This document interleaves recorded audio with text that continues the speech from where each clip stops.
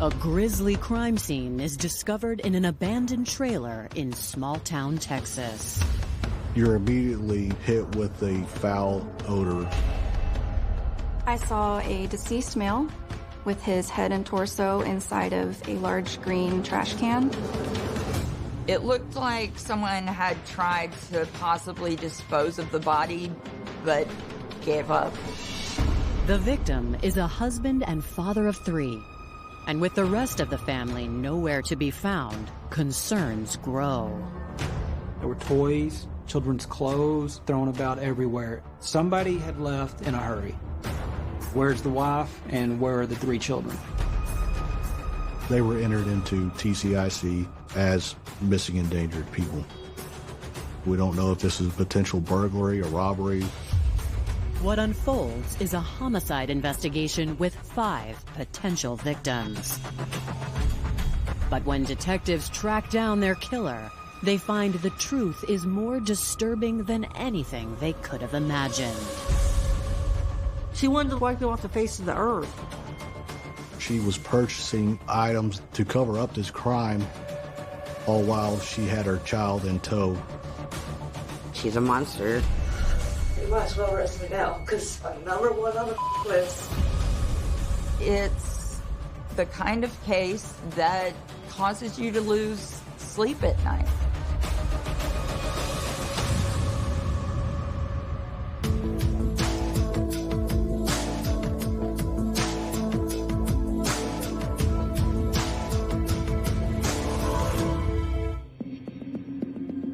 December 4th, 2012. It's a chilly winter day in Red Oak, Texas, when police receive a frantic emergency call. 54-year-old Susanna Asbell says she's outside her son's home with her husband Terry, and they think something terrible has happened. They were concerned because they had not heard from their son, Marlon Wade Reece, or the daughter-in-law, Amy Reece, in 3 to 4 weeks. On the 13th or 14th of October, I had this really bad nightmare. Like something had just was crushing my heart. I just knew it was Wade. My husband asked me what was wrong, and I said, it's a bad feeling.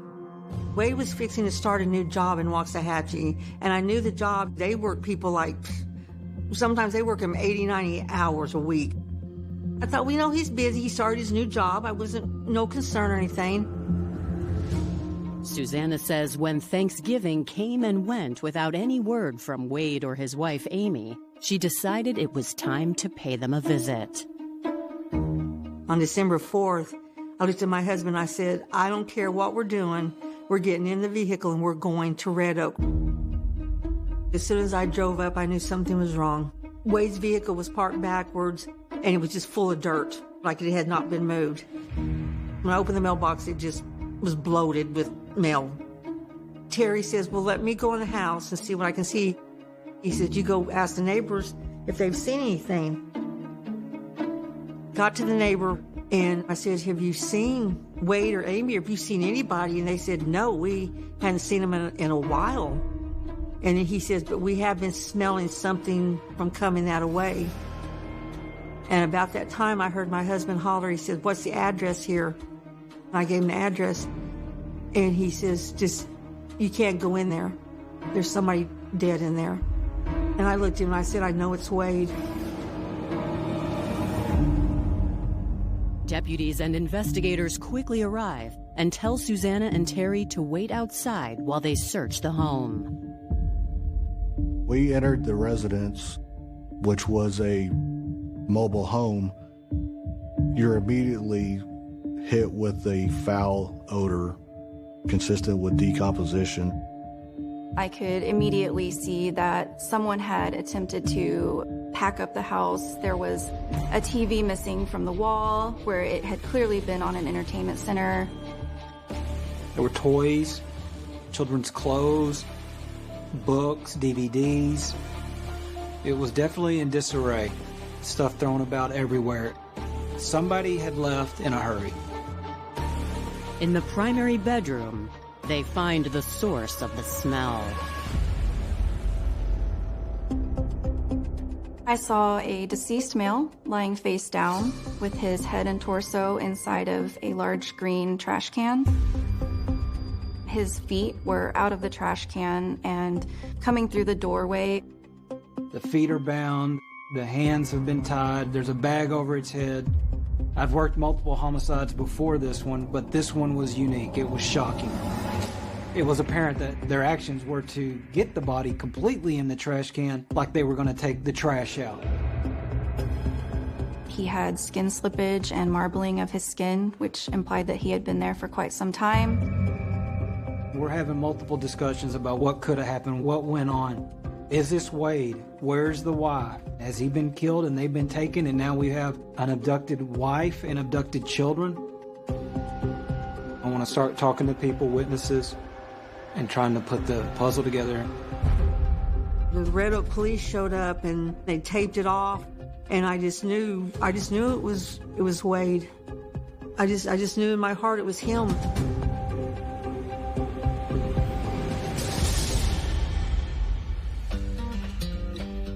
Marlon Wade Reece was born January 5, 1976 in Las Cruces, New Mexico. He grew up in Northeast Texas, raised by his mother, Susanna. We're like third and fourth generation Texans, so I love Texas. When we moved to Red Oak, we bought a piece of land and we bought a trailer. Wade was a really good little baby. When he started walking, that's when the fun really started, because he was getting into everything, bringing bugs in his pocket and trying to jump off of stuff, and he just thought he was a tough little guy. Though his parents split up when he was 6 months old, Wade remained very close with his father. We were too young. It just wasn't going to stay, and we decided to separate ways, but I had a very good relationship with Wade's father. From the age of 5, Wade used to spend the whole summer with his grandpa and his dad, and he would ride motorcycles like crazy. And as he grew and got bigger, his grandpa would buy Wade whatever he wanted. I got married again, and then I found out I was pregnant with Crystal, and Wade wasn't very excited about having another person, because he'd been almost 6 years, it was just, him and I. My brother was a very good brother. He definitely protected me, and especially when I got older, there's a lot of boyfriends that he did not like. But growing up, man, we had lots of fun. After dropping out of high school, Wade followed in his grandfather's footsteps by pursuing a passion for mechanics. Wade was good at taking cars apart, motorcycles, and he would build things. And he always had a job. He had quite a few girlfriends. My brother was a worker. It was, let's get my stuff together so that I can go be a man. He was looking for that right woman. Told him, I said, you may have to kiss a lot of frogs out there till you get that princess. At the age of 32, Wade finally met his match on a dating website. A 33-year-old single mother named Amy Deaver. Wade said he just met this nice lady in Fort Worth, and he'd been talking to her, and he just thought she was really cute. She had 2 children. Wade was really protective of them. They got along really well. They were very loving. They was always holding hands and kissing on the couch. In 2008, Wade and Amy got married. Wade was just ready to settle down. Wade thought he found the one, Wade called me and said, Mom, can you take Amy and buy her a dress? And I said, sure, I'll buy her a dress. So I took her, we went to Walmart, she picked out a really nice dress. Not long after that, Wade had another wish fulfilled when Amy gave birth to their son. Wade was very ecstatic. Wade knew, well, I got a motorcycle partner now. I've got somebody that can teach how to work on cars. I really honestly feel like my whole brother's demeanor in life, went up a level, you know what I mean? Okay, this is it. I got my family, I got my son. I was living in North Dallas, and I talked to my husband, and I said, the trailer house is empty. I'm just going to give it to Wade. Amy was very grateful. He was so happy. I've never seen them argue, never, not once. Amy and Wade were just Amy and Wade. But their happy home has become the scene of a grisly murder. And investigators are trying to determine what happened. We don't know if this is a potential burglary or robbery or something that just went bad. I immediately spoke with Terry and Susanna Asbill, and I learned that Amy was missing, the 3 children were missing, her van was missing along with their dogs. You could hear jibber jabber from the police saying whoever was in there was something on top, and I thought, oh Lord, I thought they were going to find my grandson dead also. Coming up, the crime scene provides several clues about the killer. To abuse a body like that just shows an enormous lack of respect for human life. And the autopsy reveals startling details. The person stood up outside the bed in a downward manner, shooting while he was asleep. Before the search for Amy and the children takes an unexpected turn. The story just kept getting worse.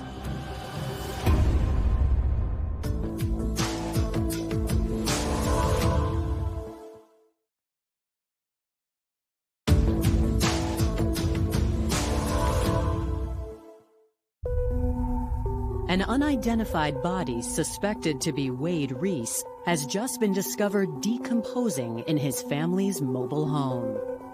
After securing the crime scene, Red Oak sheriffs put out an alert for Amy Reece and the children. In the event that anybody were to come in contact with law enforcement, we would be notified. And they were entered into TCIC, NCIC as missing endangered people. Homicide detectives then take over, scouring the trailer for any clues. We were collecting blood, articles of evidence that we could use to compare with DNA that potentially could be left at the scene by the suspect. His head was wrapped in a trash bag. He was bound using duct tape and rope by the legs. I felt like that the trash bag is probably concealing a manner of injury of some type. I got the impression this was likely a gunshot wound, and the trash bag had been tied over the victim's head to contain the fluids that were actively coming out of his head. I noted some blood splatter on the bed. I noted a void in the mattress. I ended up cutting that void open, where I recovered a projectile that was a bullet.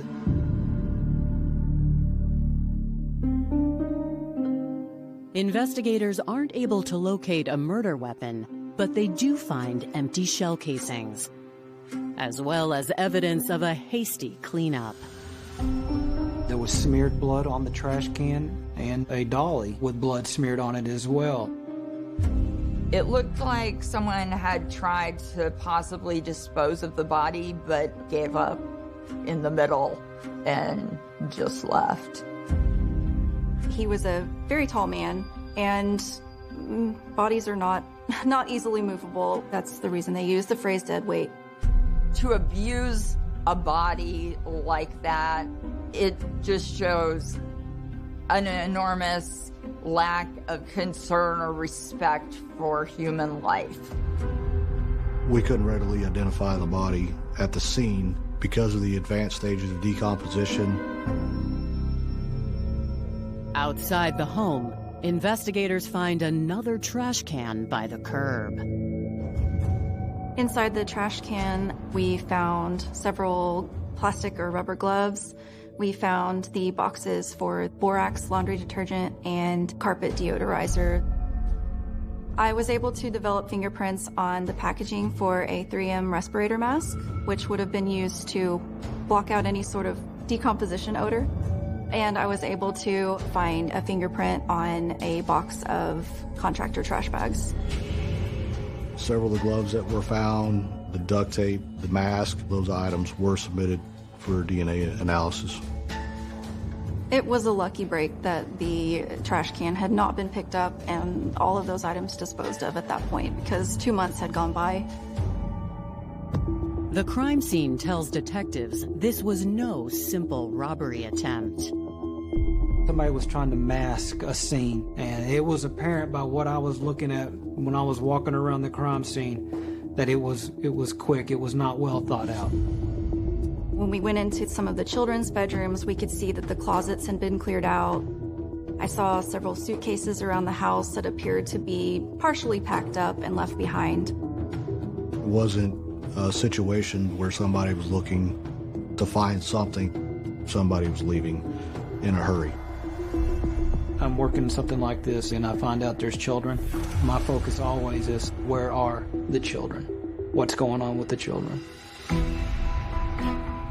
Desperate for answers, investigators pull Amy and Wade's bank records. We investigated the couple's finances and found pattern to a local storage facility in a nearby city. It was in Duncanville, Texas. We executed a search warrant there, and we found several items of interest inside the storage unit. We found several trash bags that contained bedding that had been stripped from the bed at the house. We found several articles of clothing that had apparent blood on them. We found several firearms and things of that nature. One of the articles of clothing was a pair of camouflage cargo shorts that had blood stains on both sides and within the waistband of the shorts. We were actually shocked that these trash bags were in this storage unit. We did not think it was going to be that easy. The shorts that were found could have been worn by a male or a female. We believe that one of the pairs of shorts that we found in the trash bags belonged to our victim. Detectives send the bloody pants out for testing. But they leave with more than just another piece of forensic evidence. When we executed that search warrant and met with the storage facility personnel, we learned that Amy had come to the storage facility with the children. They didn't know what Amy was doing, but they watched the children while Amy was in and out of her storage building. Once we were able to put eyes on Amy and the children, we no longer believed Amy had been abducted.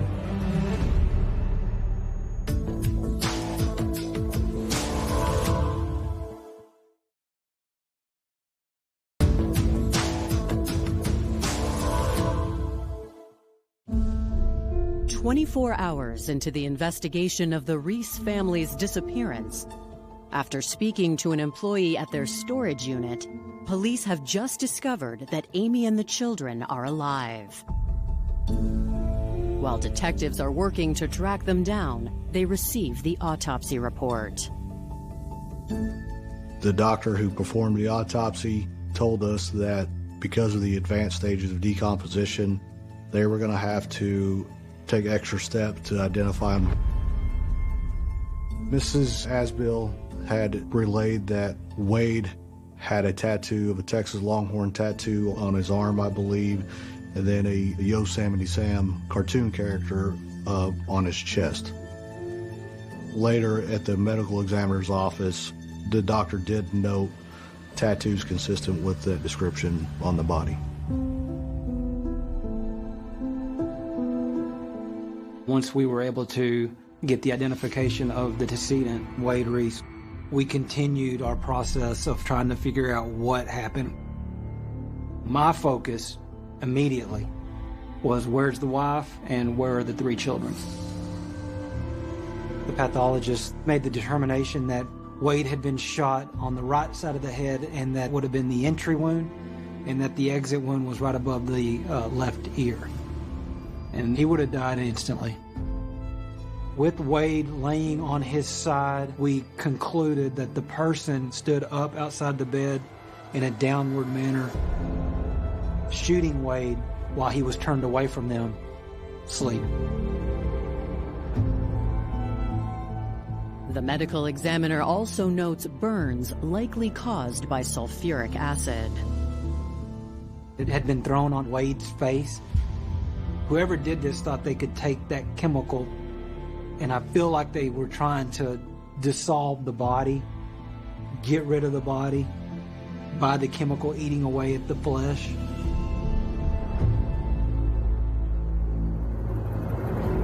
The blood on the shorts found in the Reese's storage unit is confirmed to be Wade's. This, combined with the sighting of Amy and the children, causes detectives to consider Amy a suspect. They talk to Wade's loved ones to see if there's a motive. Detective Fitzgerald called me, and he said, I'm coming to your house to talk to you. By that time, I'd already cried for 2 days straight. He showed up, and he confirmed it was Wade. I don't think I even cried, to be honest with you. And he said, you don't know any places that they would go. And the only thing I just knew was that Amy's mother lived down in Temple, Texas. She didn't have a very good relationship with her mother, but she still tried to go see her mother because Amy had a little sister. Amy grew up in South Texas. She grew up in the foster care system. She was a habitual runaway, living with grandparents throughout her childhood. She had been in and out of different group homes. Amy started at a young age getting in relationships with men. I want to say the gentleman was probably 20, maybe 25 years older than her. She had her first child together with this man. This man ultimately was arrested and convicted of sexual assault of a different child. She directly went to a second relationship, didn't get married, but had another child. According to Wade's family, he did his best to help Amy and her daughters heal from their traumatic experience. Amy, she needed somebody that she could rely on, somebody that would nurture her. She didn't have that. She only had one of the little girls half the time. One of the girls went to her grandmother's on the weekend. He wanted to make sure that they knew that they could come to him and they didn't have to worry about anything happening to them, that he was like a safe place. As far as Wade's mother is concerned, Amy had no reason at all to kill him. But Wade's sister recalls an incident that occurred several months before his death. Wade and Amy got into a fight one night. Wade went outside and slept in his car in the yard that we had. Well, apparently Amy's daughter called the cops and it's like, my parents are fighting. And the cops showed up and drugged my brother out of his truck while he was asleep and arrested him. We were able to determine that Amy had also been arrested for assaulting Wade. We learned that the children had been removed from the home in 2009. But we also learned that they had worked those services and that the children were allowed to be reunited with Amy and Wade. We were highly concerned for the children initially because we didn't know her status. We didn't know whether or not Miss Reece was involved. All of the evidence, both circumstantial and physical, pointed towards Amy. It was just a matter of putting it all together. Coming up, the search for Amy heats up. Knowing that 2 months had gone by at this point, she could have been anywhere. And when detectives find her, she makes a startling accusation. It was abusive. For my daughters, it was getting physical and inappropriate. So she's levying these accusations against Wade, when in fact, Child Protective Services took the children due to Amy, not her husband.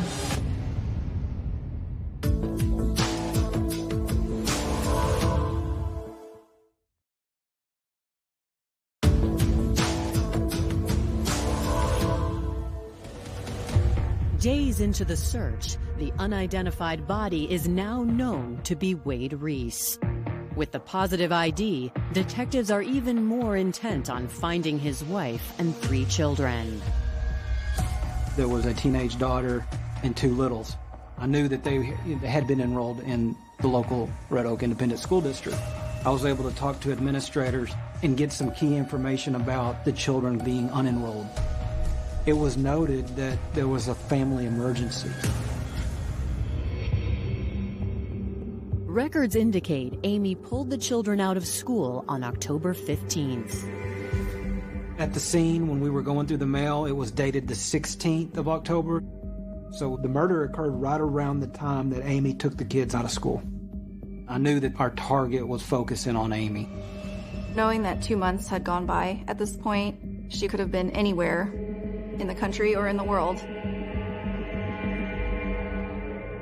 Calls to Amy's cell phone are going straight to voicemail, and GPS data has been turned off. So police track her using a more antiquated method, the DMV. I had our dispatch center start running Amy's name throughout all 50 states, and they were able to get a hit of a Colorado driver's license. When we found out that Amy was in Colorado, it told us a couple of things. It told us, one, she was okay. We didn't have any reason to believe that she fell victim to anybody. Two, we got pretty excited because we had a general area where we could look for her. We had found the address on her driver's license, and we reached out to the Denver Police Department, requested their assistance. Denver police locate the children through enrollment information. We learned that the children were okay. One child had been left with a family member. The other two children, we discovered they were okay. Denver police moved into their procedures and got their local child protective services involved.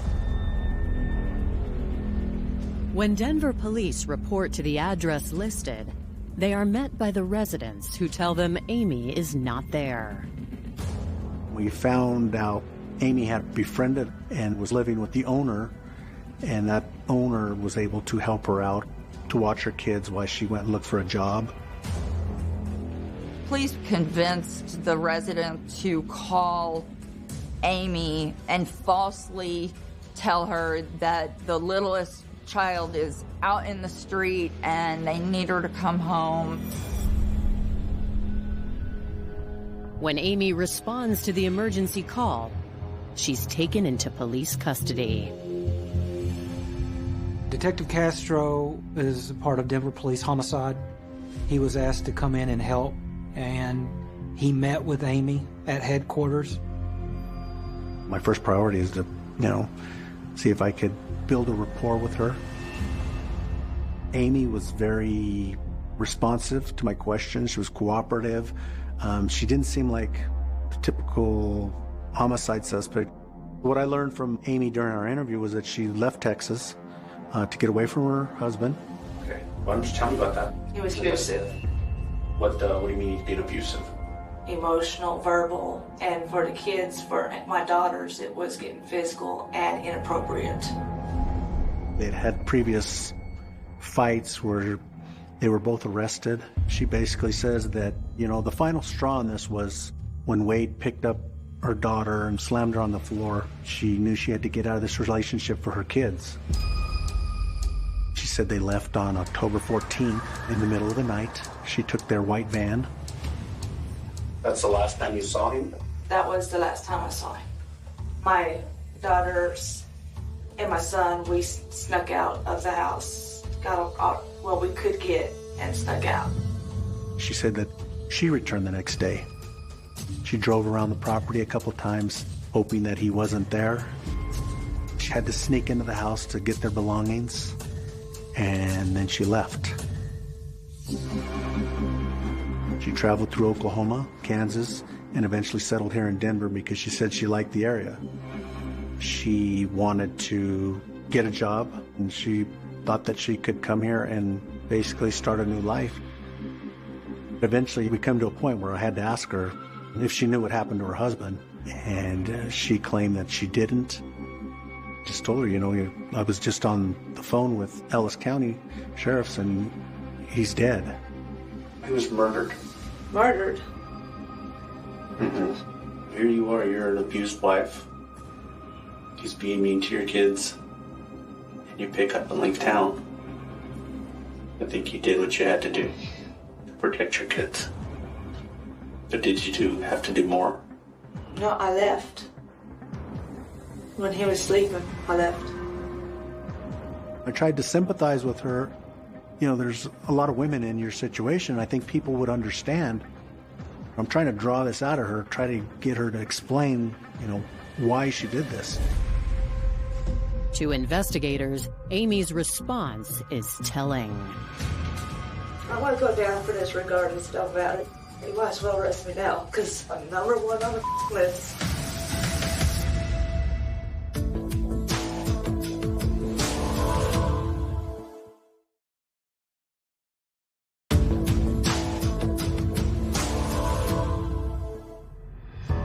Amy Reece's interview with Denver police raises further suspicions, but she ends it before they can probe any further about Wade's murder. It doesn't matter even if I have an attorney. I'm going to go down for this regardless if I did it or not. My life is over. She ultimately requested an attorney to represent her, and she stopped the interview. Obviously, we didn't get a confession where she said that she murdered Wade, but I think we narrowed down dates. I thought it was strange that, you know, she left on October 14th and then she had to sneak into the house on the 15th. As an investigator, you know, when I'm hearing this, I'm thinking he's already dead at this point, and she's driving around the property making sure nobody's a witness there. She told Detective Castro that she had gone back into the house and collected belongings. So she was implicating herself in the crime scene. Amy is released for the time being, but Denver police keep her under surveillance while detectives continue their investigation, as well as request that she submit her electronic devices for review. When they ask Wade's family about the allegations of abuse, they vehemently deny them. There was absolutely no proof that Wade had ever harmed any of those children. There was no indication that Wade had been anything other than a loving father. I'd never seen him yell or get angry. 110% I knew my son would never do anything like that, never. So she's levying these accusations against Wade when, in fact, Child Protective Services took the children from the home, and that was due to abuse and neglect by Amy, not her husband. Investigators obtain a search warrant for Amy's electronic devices, and what they find suggests her reasons for leaving had nothing to do with the children. When we had forensics go through her computers and phones, we found that she lived a life of deviant sexual acts. Within days of Wade being dead, she was already on sexually explicit websites and chat rooms. She was sexting with men, you know, sending them graphic photos of herself as if she knew that he was dead.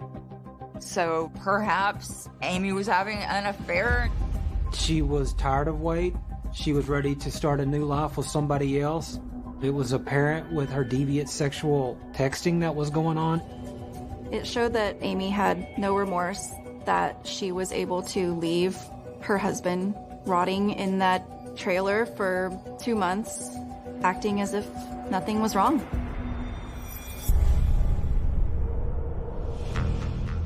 But as suspicious as Amy's exploits might be, what detectives need is evidence tying her to the murder.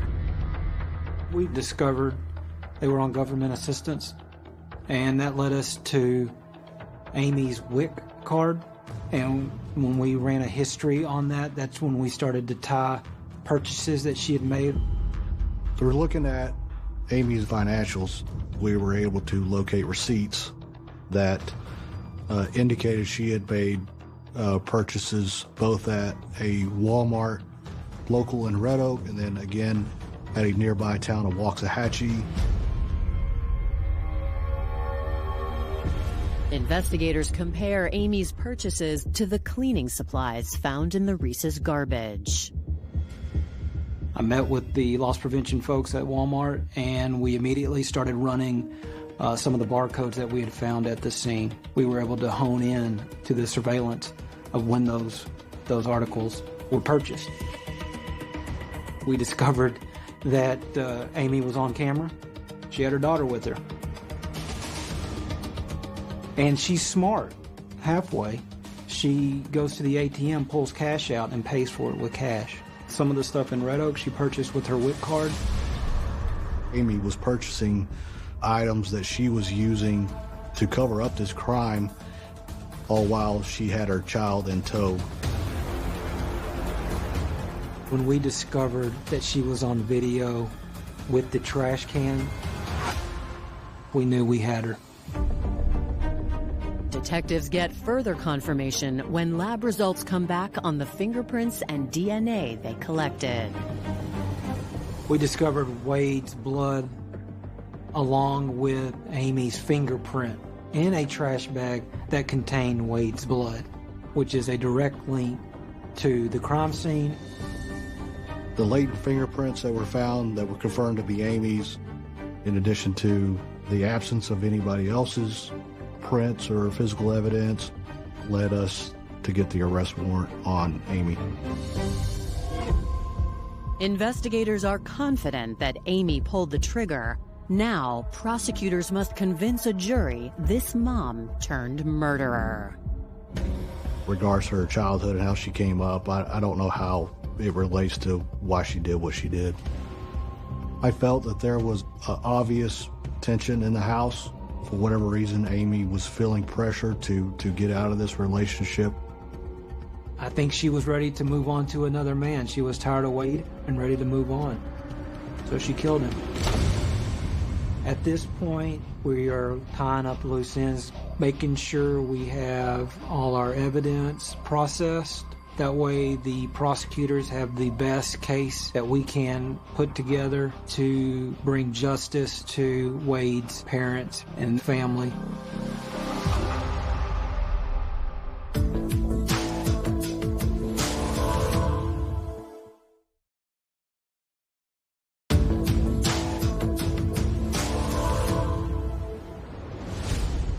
On January 20th, 2013, Amy Reece is extradited from Colorado to Texas, where she is charged with the murder of her husband, Wade Reece.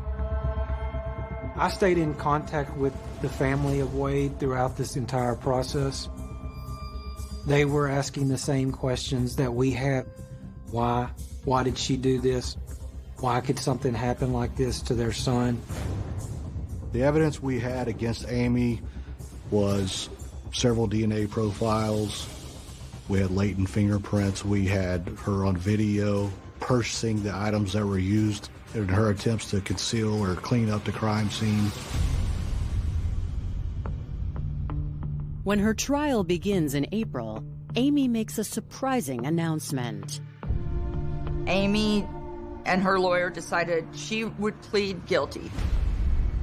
So the trial was to determine punishment. I think she knew that the evidence was stacked up against her. Rather than contesting the details of the murder, the defense makes an appeal to the jury for leniency. What her attorney tried to do was show that Amy had a very difficult upbringing. When Amy was on the stand, she says that at about age 11, she began to be sexually abused. She was abused by her own father. I think Amy was trying to put that out there to justify why she killed Wade. She said that he was molesting their children, and she discovered that, and so she killed him to protect her children. We had local advocacy centers in Denver forensically check the children, and we found no evidence to support that theory. The prosecution argues that Amy's past trauma was not repeated in her life with Wade. The fact that Amy is now accusing Wade of abuse, both physical, sexual abuse, it feels very convenient. It seemed that she had a pattern of doing this. It seemed that this was just her way of getting what she wanted. We could see that she communicated with other men quite frequently in a sexual manner, so that could have been one of the motives that she had. I also believe that she was already talking to other men and was trying to get out of the situation.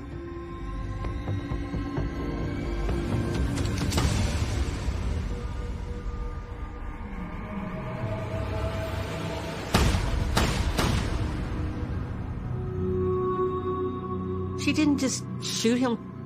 After she found out that she couldn't lift a dead body, that's when she went and got the stuff, the respirators, the gloves, and was going to put him in that trash can. She wanted to wipe him off the face of the earth. It's the kind of case that causes you to lose sleep at night. In fact, one of the jurors at the trial had to be excused because he was so traumatized by the details of the case. On April 21st, 2013, the jury renders their verdict. She was asking for mercy, but the jury did not believe anything she had to say. And they sentenced her to the most that they could, which was life in prison. I think justice was served. She can't hurt anybody else. She can't hurt the children anymore. She can't hurt anybody. All I have is a box with my son cremated and the memories in my head. I would never thought something like this would happen to our family. She's a monster. The only thing I can ask her is why? Why can't you just walk away?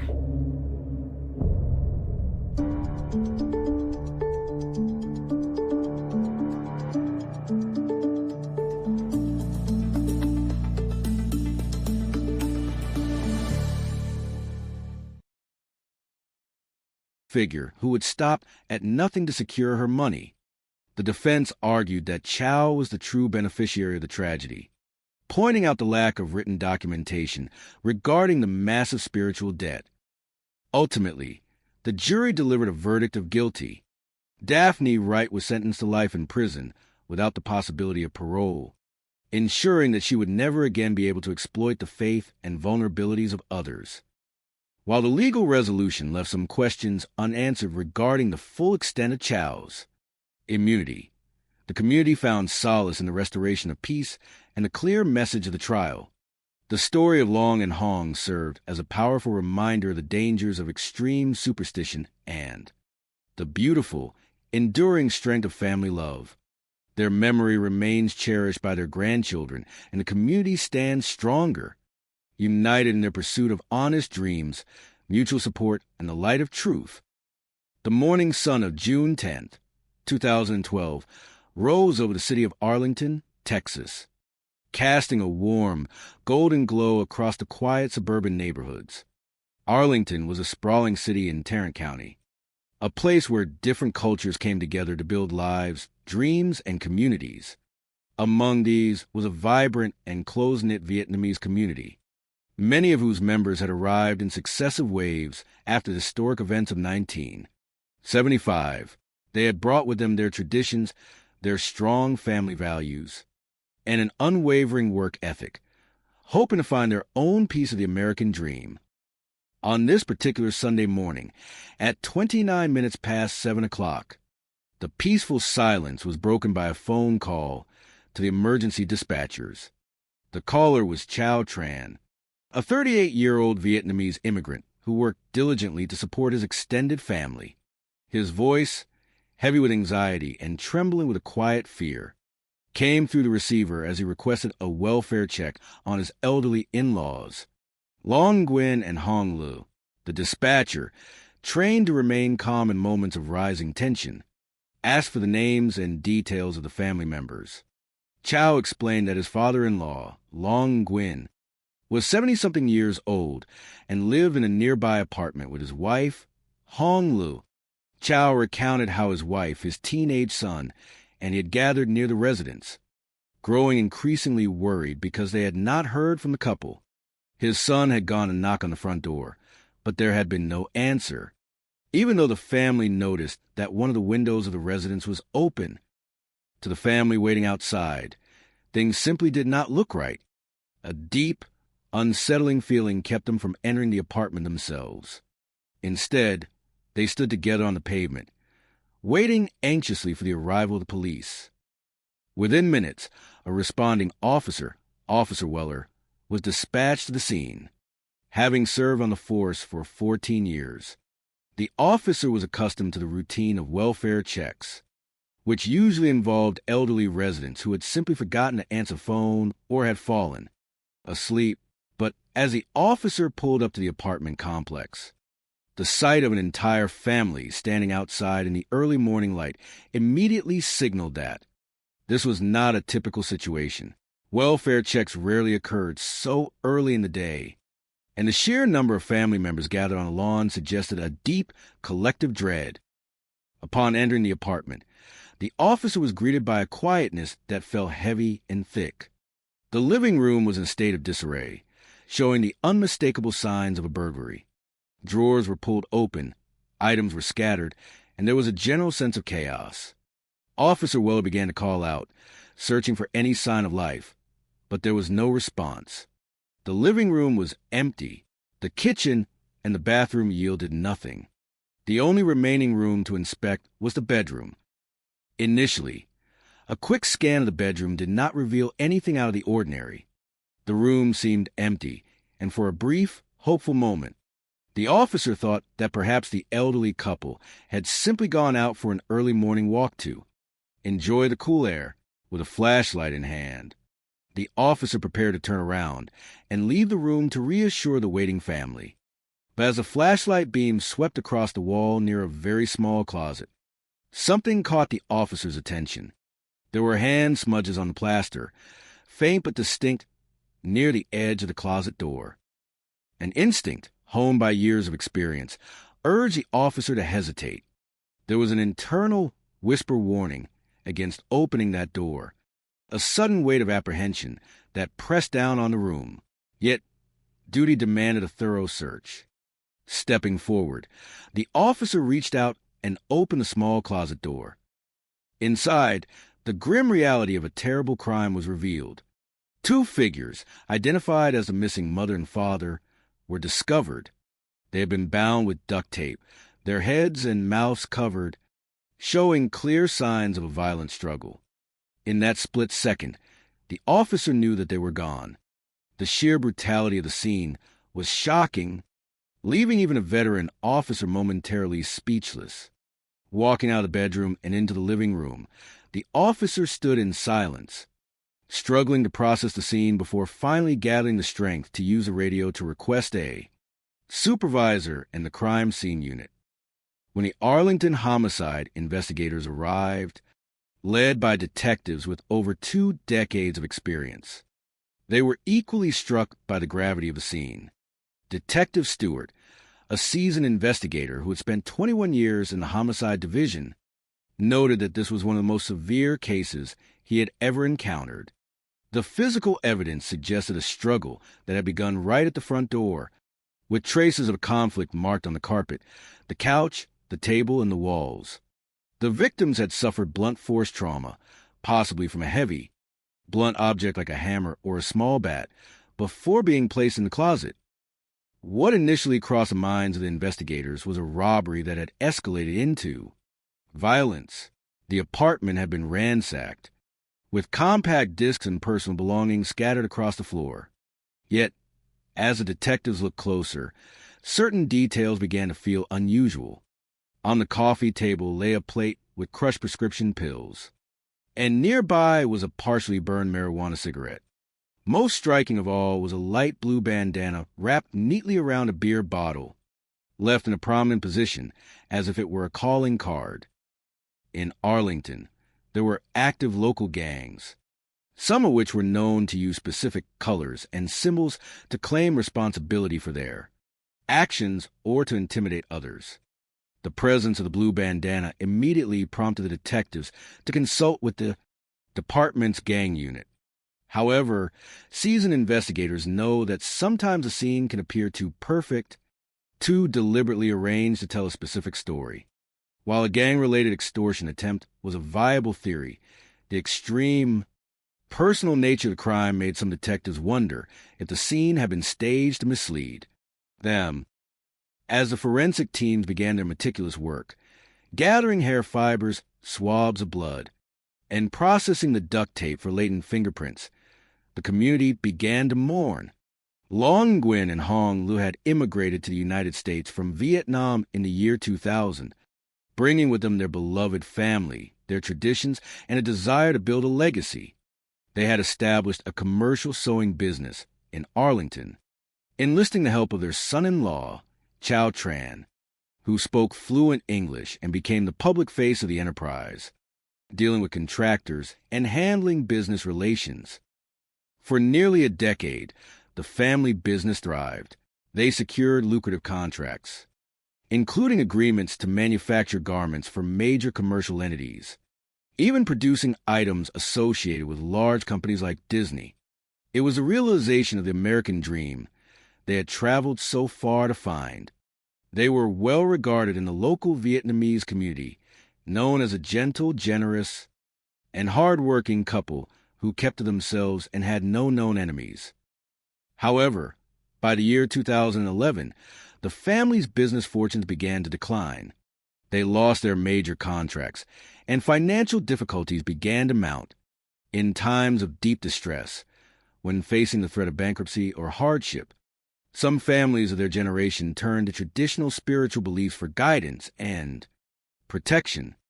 They believed in the existence of spiritual advisors who could perform rituals to remove negative influences, lift perceived curses, and restore good fortune.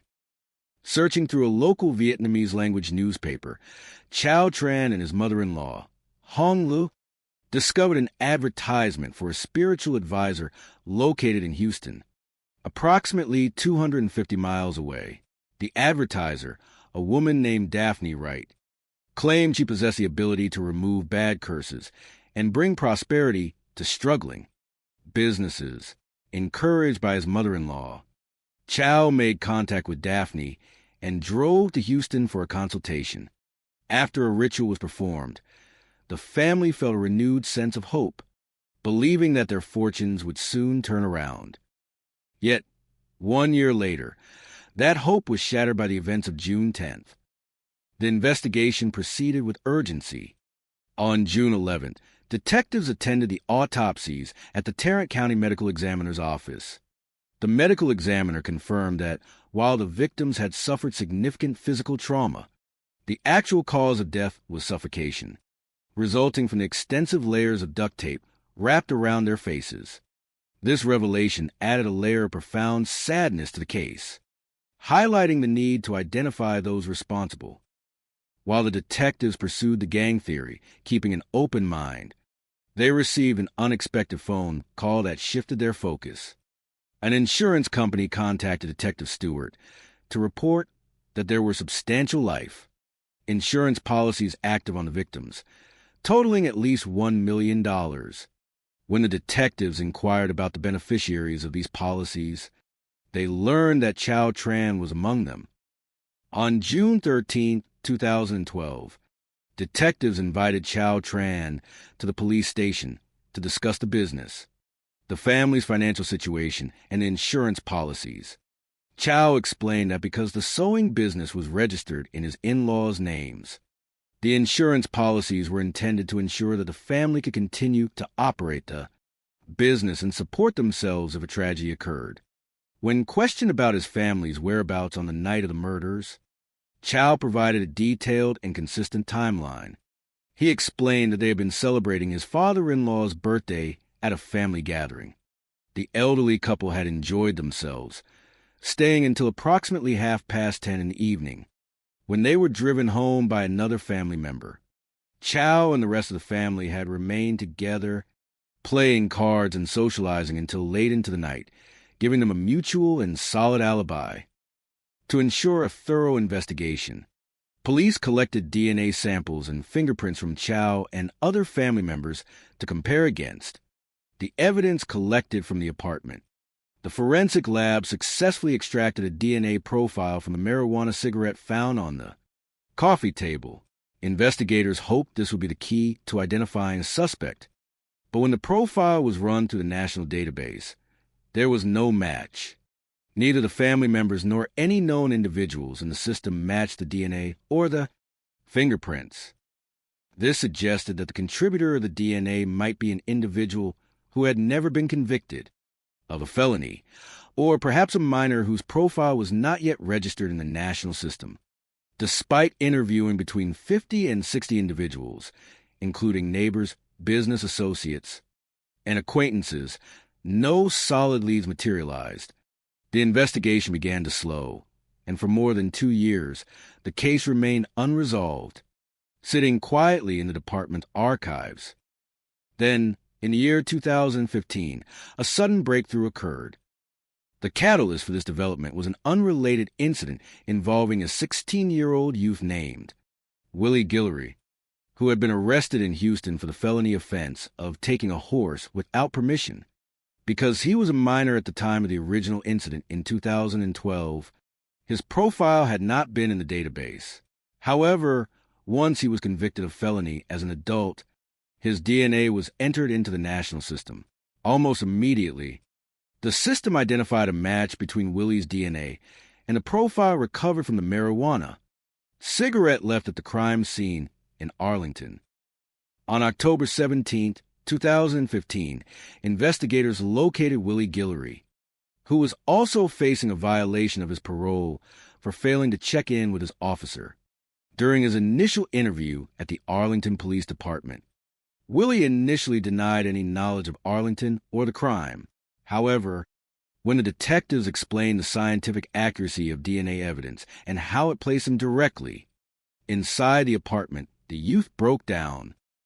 Willie confessed his involvement, but quickly added that he had not acted alone. He explained that in 2012, when he was just 16, he had been living with his uncle, 49-year-old Bobby Guillory. According to Willie, his uncle had told him that they were going to Arlington to assist with a task, and Willie felt he had no choice but to accompany him. On June 9, 2012, they made the 3-hour drive from Houston. Willie claimed that his uncle possessed a key to the apartment, which allowed them to enter and stage the scene to look like a burglary. They had brought items such as beer bottles, a blue bandana, and a marijuana cigarette to create the illusion of gang activity. When the elderly couple returned home, a physical struggle ensued. Willie admitted to running toward the door to prevent Hong Lu from escaping, while his uncle subdued Long Nguyen. Once the couple was incapacitated, they were bound with duct tape and placed in the closet. When asked why they had targeted the specific couple, Willie revealed a crucial piece of information. He stated that the entire action was a murder-for-hire plot arranged by a woman named Daphne Wright, whom his Uncle Bobby knew. Willie claimed that Daphne had told his uncle that some people owed her a significant amount of money and had refused to pay, prompting her to seek an extreme solution. Willie asserted that Daphne was the driving force behind the plan, and that she had provided the key to the apartment. With this testimony, detectives charged Willie Guillory with murder and immediately turned their attention to locating Bobby Guillory and investigating Daphne Wright. They discovered that Daphne operated as a spiritual advisor in Houston, offering services to clients seeking to improve their businesses or remove personal difficulties. She had built a substantial client base and was well known in certain circles. When detectives reached out to Chow Tran to ask if he was familiar with Daphne Wright, his response raised their suspicions. Rather than speaking with them directly as he had done in the past, Chow referred the investigators to his attorney. who stated that any future communication must go through legal channels. This shift in cooperation suggested to detectives that Chow was aware of the unfolding developments. On December 16, 2015, detectives traveled to Katy, Texas, to apprehend 52-year-old Bobby Guillory. Bobby was arrested on 2 counts of capital murder. Initially quiet, Bobby decided to cooperate after being presented with a search warrant for his DNA.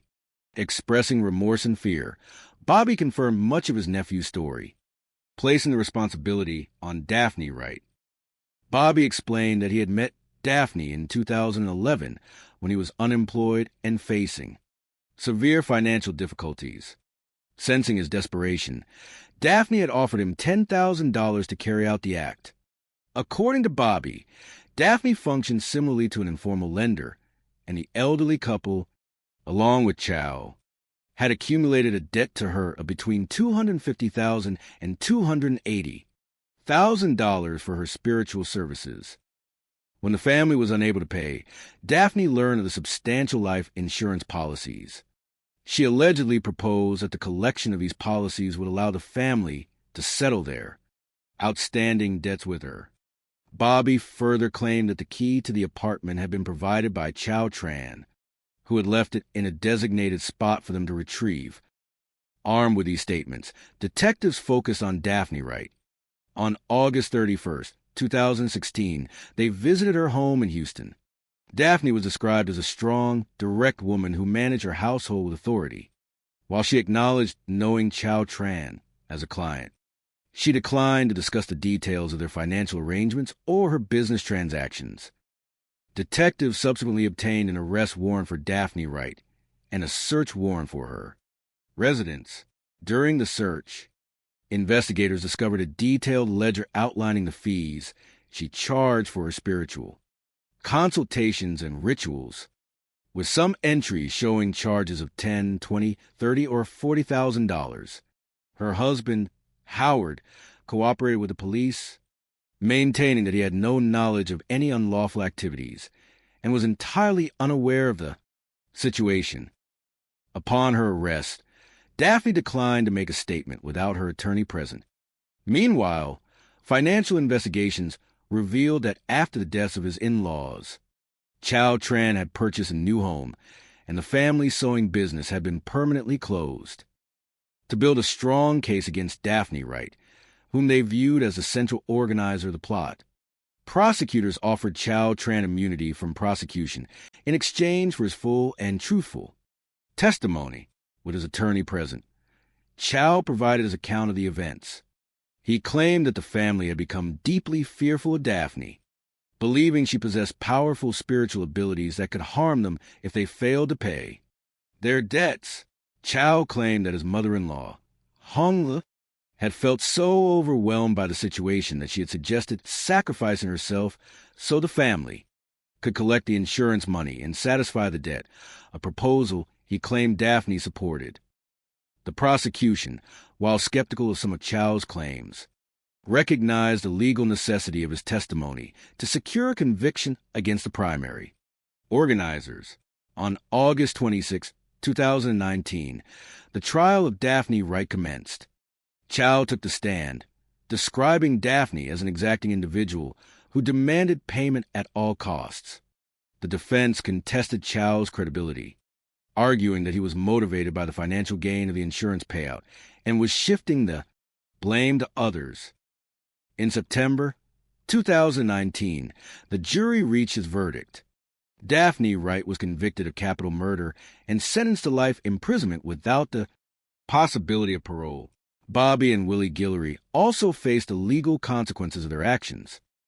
While the primary participants were brought to justice, the complexity of the legal agreements meant that some aspects of the resolution remained difficult for the investigators to fully reconcile. Yet, the dedication of the Arlington Police Department, the persistence of the homicide detectives over many years, and the scientific advancement of DNA analysis ultimately brought the truth to light, offering a sense of closure and justice to the community and honoring the memory of Long Nguyen and Onlu. The morning sun of Texas had a way of rising with a gentle, golden warmth, casting long and peaceful shadows across the quiet suburban landscapes of Arlington. It was the 10th of June in the year 2012, a day that began like any other Sunday, filled with the promise of rest, family gatherings, and the soft rustle of wind through the green oak trees. Yet, beneath this tranquil surface, a profound mystery was about to unfold, one that would test the resolve of the local community and call upon the deepest dedication of the local police force. At exactly 7:29 in the morning, the quiet hum of the emergency dispatch center was interrupted by a phone call. The caller was a 38-year-old Vietnamese immigrant named Chow Tran. His voice, though trying to remain calm, carried an unmistakable undercurrent of anxiety as he requested a welfare check on his elderly in-laws who resided in a nearby apartment complex. He explained to the dispatcher that his father-in-law, whose name was Long Nguyen, was in his 70s and lived there with his beloved wife, Hong Lu. Chow explained that his family had gathered outside the residence because they had not been able to reach the couple. His teenage son had gone and knocked on the door, but there had been no answer. The family had noticed that one of the windows of the residence was open, and a sense of deep unease had begun to settle over them. They waited outside, feeling a quiet dread that prevented them from entering on their own. Officer Weller, a dedicated officer with 14 years of experience, was the first to arrive at the scene. As he pulled up to the apartment complex, he immediately noticed the family standing together in the morning light. It was unusual to receive a welfare check request so early in the day, and the sight of an entire family waiting outside in quiet anticipation signaled that this was no ordinary situation. Walking up to the building, Officer Weller knocked loudly on the door and called out, but only silence responded. Upon entering the apartment, he found the living space in a state of disarray. It appeared as though a burglary had taken place. Items were scattered, and the home felt cold and abandoned. Officer Weller systematically checked the rooms. The living room, the kitchen, and the bathroom were all empty. He then entered the main bedroom. At first glance, the room appeared vacant, and the officer felt a brief moment of relief, hoping that perhaps the elderly couple had simply gone for an early morning walk to enjoy the cool air. However, as he turned to leave, his flashlight caught the faint outline of hand smudges on the wall next to a very small closet. A quiet instinct, honed by more than a decade of police work, urged him to investigate. Slowly, he opened the closet door. Inside the small space, Officer Weller discovered the tragic truth. Long Nguyen and Hong Lu were inside, silent and still. It was immediately clear that they had been the victims of a terrible and violent act. Their hands were bound, and their faces were covered with heavy gray adhesive tape. The sheer gravity of the scene struck the experienced officer with a sudden, heavy wave of shock. For a moment, he stood in the quiet room, unable to speak, before stepping back into the living room to compose himself. He then reached for his radio to call for a supervisor in the crime scene unit. When the homicide investigators arrived, led by detectives with over 2 decades of experience, they were equally moved by the tragedy. The physical evidence suggested a struggle had occurred near the front door, with signs of disturbance stretching into the living area. To the seasoned investigators, the crime at first resembled a robbery that had taken turn for the worse. However, certain elements in the apartment seemed unusual. On the coffee table lay a plate with crushed prescription pills, and nearby was a partially burned hand-rolled cigarette. Most striking of all was a light blue bandana carefully wrapped around a glass bottle, left in a prominent position. In the city of Arlington, which was home to a large, vibrant, and industrious Vietnamese immigrant community, the local police were familiar with the dynamics of local youth groups. The blue bandana was a color often associated with certain local factions. This led some investigators to initially theorize that the crime might be connected to group extortion. Yet, the sheer intensity of the act seemed disproportionately severe for a simple robbery. The investigators wondered why anyone would commit such a heartless act against an elderly couple. who were widely known to be peaceful, kind, and deeply loved by their neighbors. Long Nguyen and Hong Lu had immigrated to the United States of America from Vietnam in the year 2000. Like many before them, they had brought their treasured cultural traditions, their deep family values, and a hope to build a bright future for their children and grandchildren. They chose Arlington, Texas, because of its welcoming atmosphere and the established Vietnamese community that had flourished there since the late 1970s. Settling in their new home, they established a commercial sewing business, relying heavily on their son-in-law, Chow Tran, to assist with operations since he spoke fluent English and could easily communicate with local contractors. For nearly 10 years, their hard work bore fruit. The family business grew, eventually securing a highly successful contract to manufacture garments for a major international entertainment corporation. It seemed that their American dream had been fully realized. However, by the year 2011, the contract came to an end, and the business began to face significant financial difficulties. In keeping with their deeply held cultural beliefs, the family turned to traditional spiritual practices to seek guidance and restore their fortunes. Throughout history, many families had sought the counsel of spiritual advisors during times of great personal or financial distress, hoping to find a path toward healing and protection. Through a local Vietnamese newspaper, Chow Tran and his mother-in-law, Hong Lu, discovered an advertisement for a spiritual advisor located in Houston, approximately 250 miles away. The advisor, a woman named Daphne Wright, advertised services that promised to lift spiritual burdens and bring good fortune to those in need. Desperate to save the family business and protect their loved ones from bankruptcy, Chow contacted Daphne and arranged a meeting at her home in Houston. After a quiet consultation and the performance of a traditional ritual, the family felt a renewed sense of hope, believing that their difficulties would soon pass. Regrettably, the passage of time did not bring the financial recovery they sought. Instead, the family found themselves sinking deeper into debt. Rather than changing their approach, they continued to rely on Daphne, who began to extend her services on credit. Over the course of several months, the outstanding balance for these spiritual rituals grew to an extraordinary sum, reaching between $250,000 and $280,000. Following the tragic discovery in June of 2012, the medical examiner conducted a thorough examination to determine the precise cause of death. The findings revealed that the elderly couple had not perished from physical impact, but rather from suffocation caused by the extensive wrapping of the adhesive tape. This revelation deepened the determination of the detectives to find those responsible, as the act demonstrated a deliberate intent to end the lives of the gentle couple. As the investigation proceeded, detectives received a routine notification from an insurance provider. It was revealed that there were substantial life insurance policies in place for the couple, totaling at least $1 million, with Chow Tran named as one of the primary beneficiaries. When questioned about this, Chow explained that the policies had been established to ensure that the family's sewing business could continue to operate and support the family in the event of an unforeseen tragedy. Furthermore, Chow and his family members provided consistent accounts of their whereabouts on the night of the incident, explaining that they had been celebrating Long Nguyen's birthday at a family gathering until late in the evening.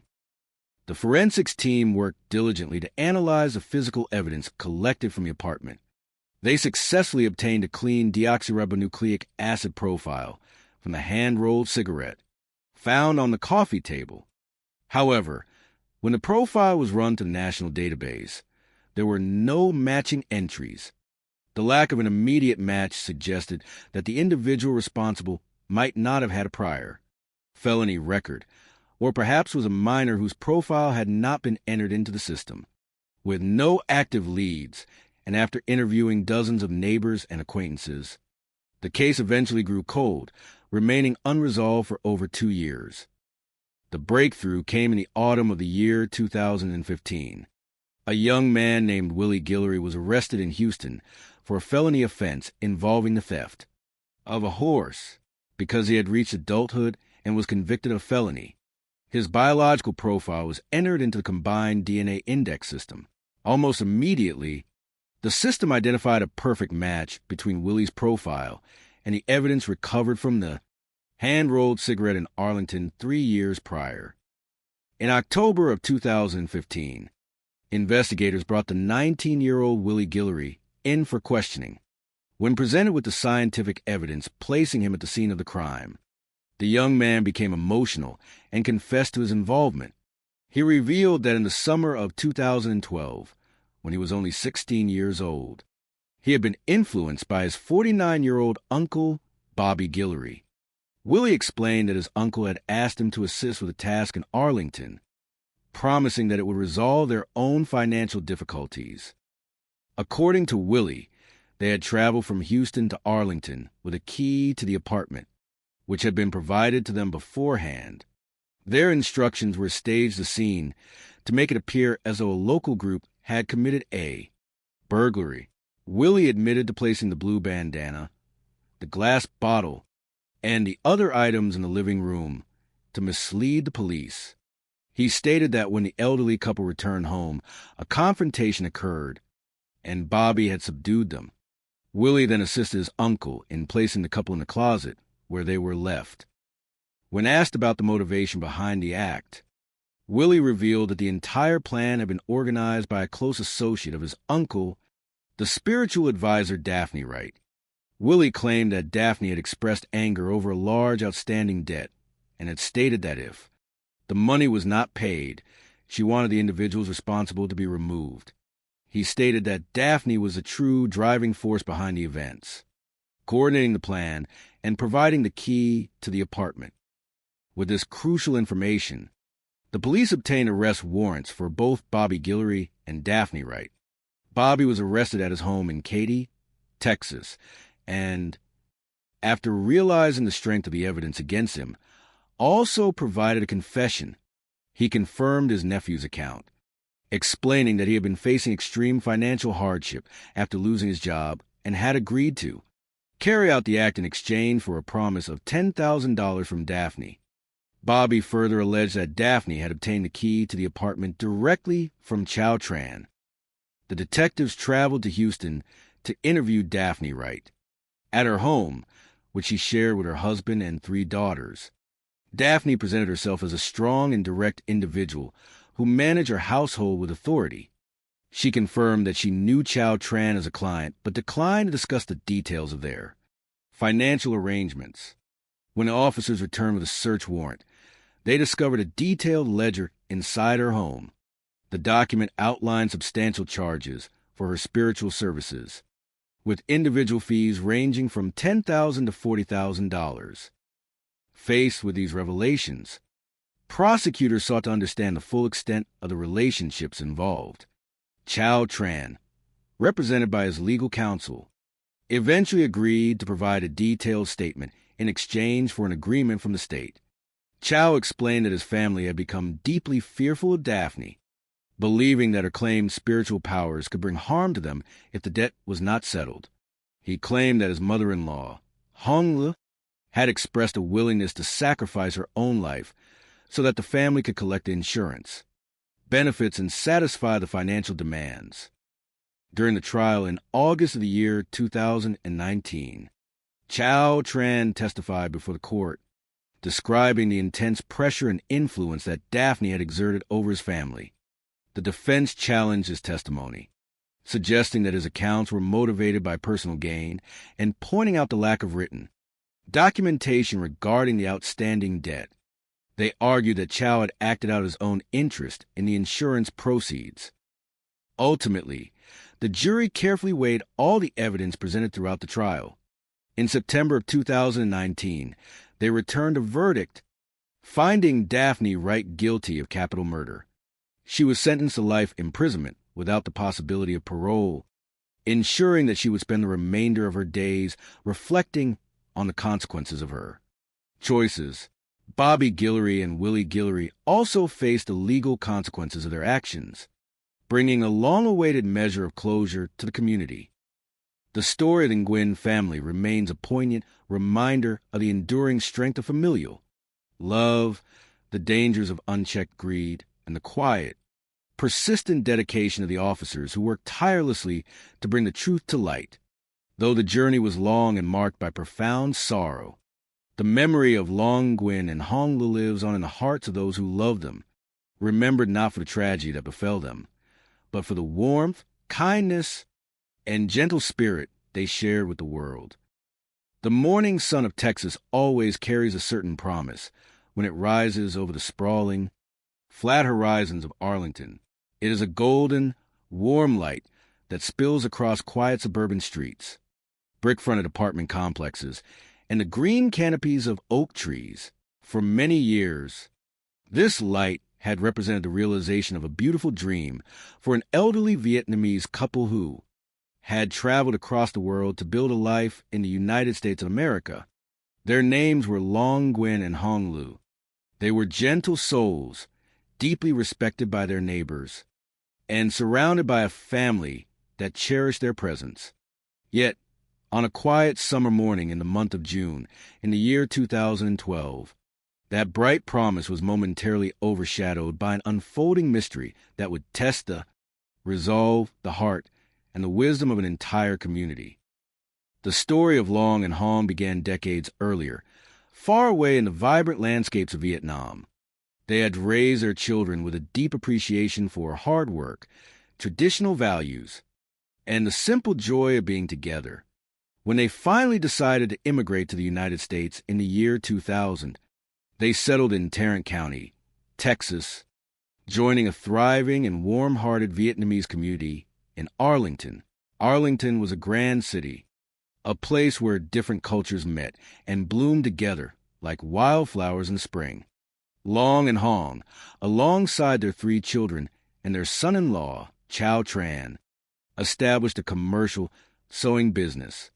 It was a modest enterprise at first, but with patience and relentless dedication, they secured a highly sought-after contract to manufacture garments for major corporations, including global entertainment giants like the Disney Company. For nearly a decade, their lives were filled with the sweet music of success, the laughter of grandchildren, and the quiet satisfaction of a dream fully realized. However, as the year 2011 approached, the tides of fortune began to shift. The lucrative corporate contracts expired, and the sewing machines that had once hummed with prosperous energy grew quiet. Financial worries began to settle over the household like a persistent mist. In times of difficulty, human beings often look back to the ancient traditions of their ancestors to find comfort and a sense of control. Long and Hong were firm believers in the traditional mysticism of their homeland. They believed that the universe operated on invisible currents of luck and energy, and that when bad luck persisted, it was sometimes a result of an unseen curse that needed to be lifted by a spiritual advisor. Chow Tran, who served as the English-speaking face of the family business and managed relations with outside contractors, shared this belief. One afternoon, while looking through a local Vietnamese newspaper, Chow and his mother-in-law found an advertisement for a spiritual advisor based in Houston, approximately 250 miles away. The woman advertised herself as a healer who could lift heavy burdens, remove negative energy, and invite prosperity back into the lives of those who had lost their way. Her name was Daphne Wright. Hoping to restore their family legacy, Chow contacted Daphne and arranged a meeting at her home in Houston. The ritual she performed filled them with a renewed sense of hope. They returned to Arlington believing that their struggles were finally coming to an end. But instead of the bright dawn of prosperity, a strange and quiet shadow began to gather around the family, culminating in a fateful call to emergency dispatchers on the morning of June 10, 2012. At precisely 7:29 in the morning, Chow Tran dialed the emergency number, his voice trembling as he requested a welfare check on his elderly in-laws. He explained to the dispatcher that his teenage son had gone to knock on the door of their apartment but there had been no response. Looking closely at the residence, the family noticed that one of the windows was slightly open, and things inside did not appear right. Too frightened to enter the quiet home themselves, they waited anxiously outside for the arrival of the police. Officer Weller, a dedicated officer with 14 years of experience in public service, was the first to arrive on the scene. He noted that it was unusual to receive a welfare check request so early in the morning, and the sight of an entire family standing outside the apartment filled him with an immediate sense of concern. Stepping through the open entryway, Officer Weller called out into the quiet rooms. "Is anyone home?" he called, his voice echoing off the walls. There was no reply. The living room was in a state of complete disarray, bearing all the classic signs of a burglary. Drawers were pulled open, compact discs were scattered across the floor, and furniture was overturned. Officer Weller moved carefully through the kitchen and the bathroom, finding them empty. He finally approached the master bedroom. At first glance, the room appeared vacant, and the officer felt a brief wave of relief, thinking that perhaps the elderly couple had simply gone for an early morning walk in the park. But as he turned to leave, his flashlight caught several hand smudges on the wall adjacent to a small closet door. A quiet intuition, developed over more than a decade of protecting the community, urged him to open that door. Taking a deep breath, he pulled it open. Inside the dark, confined space, he discovered the silent figures of Long and Hong. They had been bound securely with duct tape, and their heads were wrapped tightly. There was no breath left in them. Officer Weller stepped back into the living room, momentarily silenced by the solemnity of the scene. He immediately contacted his supervisor and requested the assistance of the Arlington Homicide Unit. Within an hour, Detective Stewart, a veteran investigator with 21 years of experience in resolving the city's most complex cases, arrived with the crime scene team. The scene was remarkably intense. It was clear that the victims had struggled near the front door before being moved to the back room. Yet, as Detective Stewart examined the evidence, he noticed several peculiar details that did not quite align with a typical robbery. On the coffee table sat a plate with crushed prescription pills, and nearby lay a partially smoked marijuana cigarette. Most striking of all was a light blue bandana wrapped neatly around a glass beer bottle, left in a prominent position as if it were a signature. Arlington was home to several active youth gangs who occasionally used specific colors to mark their territory, and a blue bandana was a known symbol. However, Detective Stewart's experience told him that real criminal elements rarely left such clean, perfect clues behind. It felt less like a genuine crime of opportunity, and more like a carefully designed stage play meant to misdirect the eyes of the law. "We must look deeper," Detective Stewart told his team. "This looks far too perfect to be real."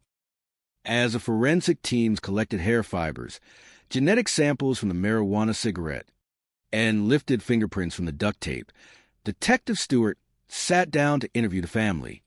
Chow Tran, speaking as the primary representative due to his fluency in English, explained that the family had spent the previous evening celebrating his father-in-law's birthday.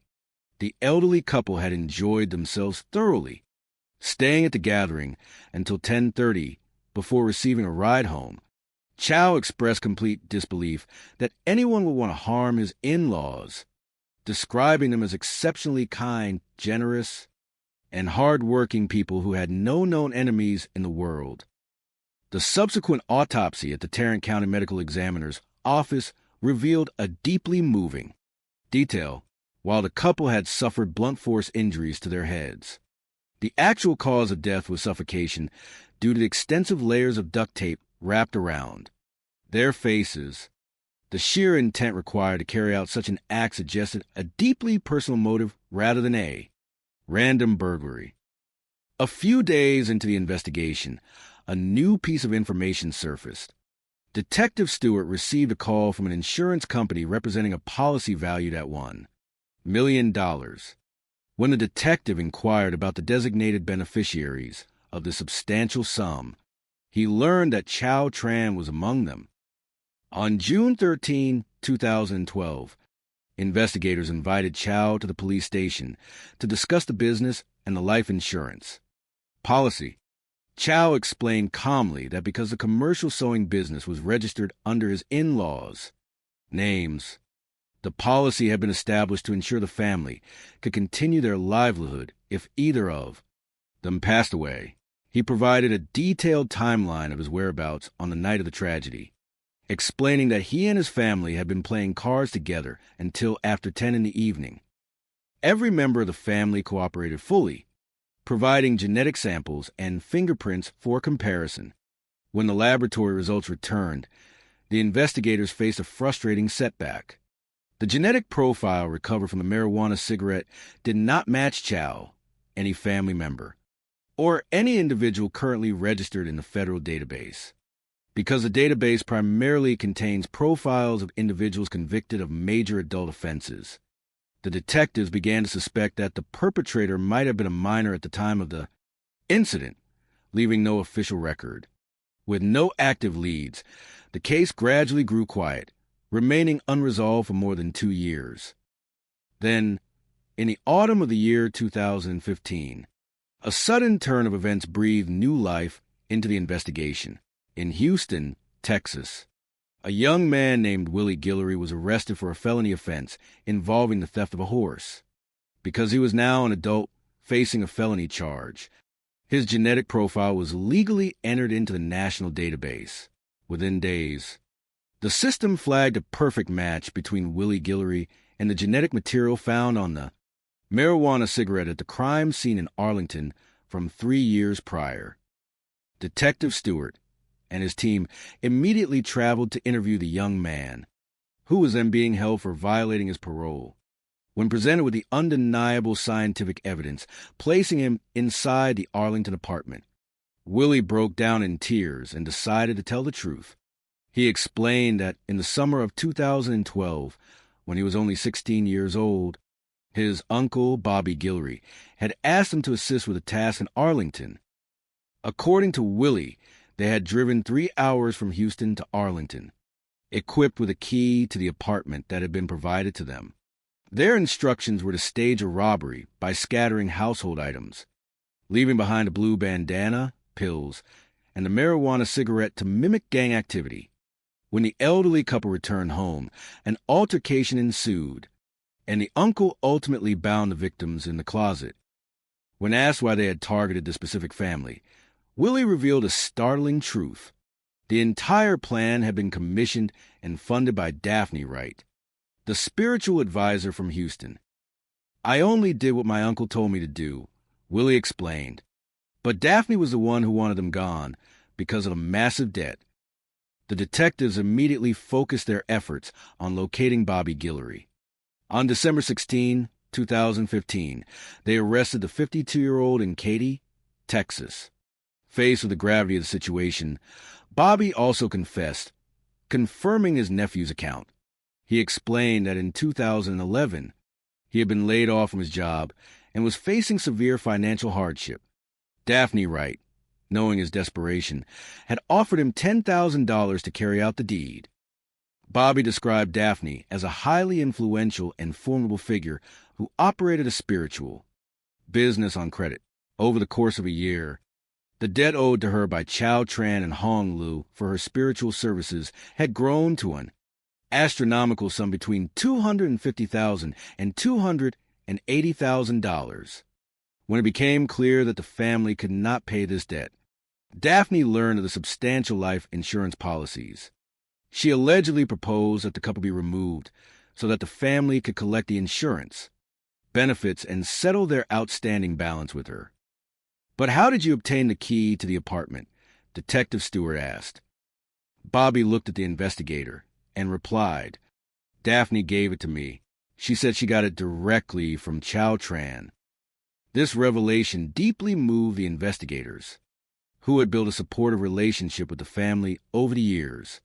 They focused their attention on Daphne Wright, securing an arrest warrant and searching her Houston residence. Inside her home, They discovered detailed business ledgers documenting that she charged clients tens of thousands of dollars for her spiritual interventions. When interviewed, Daphne's husband, Howard, maintained his complete innocence, expressing absolute surprise at the allegations and stating he had no knowledge of his wife's external business arrangements. Daphne herself remained quiet, requesting the presence of her attorney. In order to build an ironclad case against the primary coordinator of the tragedy, prosecutors made a difficult but necessary decision. They offered Chow Tran immunity from prosecution in exchange for a complete and honest testimony against Daphne Wright, Bobby Guillory, and Willie Guillory. During the trial, which commenced on August 26, 2019, Chow took the stand. He painted a picture of a family that had become deeply enticed and terrified by Daphne's purported spiritual authority. He claimed that they believed she possessed the power to both lift and place devastating curses, and that his mother-in-law, Hong, had ultimately suggested sacrificing herself so the family could collect the insurance money to pay off their immense debt. The defense argued that Chow was a willing participant who had orchestrated the plan to secure the insurance funds for himself, noting the lack of physical documentation regarding the alleged debt. Ultimately, the jury listened carefully to all the evidence presented. In September of 2019, they returned a verdict of guilty of capital murder against Daphne Wright. She was sentenced to life in prison without the possibility of parole, ensuring that she would no longer be able to influence or harm others. Both Bobby and Willie Guillory also faced the legal consequences of their actions, though the road to justice was long and filled with complex truths. The resolution of the case brought a profound sense of peace and closure to the Arlington community. It served as a powerful reminder of the importance of wisdom, the dangers of extreme superstition, and the enduring dedication of the men and women in law enforcement who worked tirelessly to bring truth to light. The memory of Long Nguyen and Hong remains cherished by their grandchildren, a testament to the love, hard work, and bright dreams that first brought them to the welcoming shores of their new home. The morning sun of June 10, 2012, rose over Arlington, Texas, casting a warm, golden glow across the quiet neighborhood. It was the kind of morning that promised the simple comforts of a peaceful Sunday. Yet beneath the serene surface, a silent tragedy had already unfolded.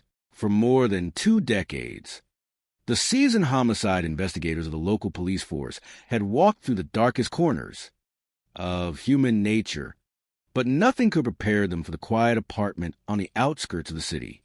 The air inside was heavy and still, holding a secret that would soon ripple through the entire community, leaving even the most veteran officers standing in silent, stunned disbelief. To understand the weight of this quiet morning, one must look back to the turn of the millennium, to the year 2000, when an elderly couple named Long Nguyen and Hong Lu made the brave decision to leave their homeland of Vietnam. They were filled with the quiet, persistent hope that defined so many who sought the American dream.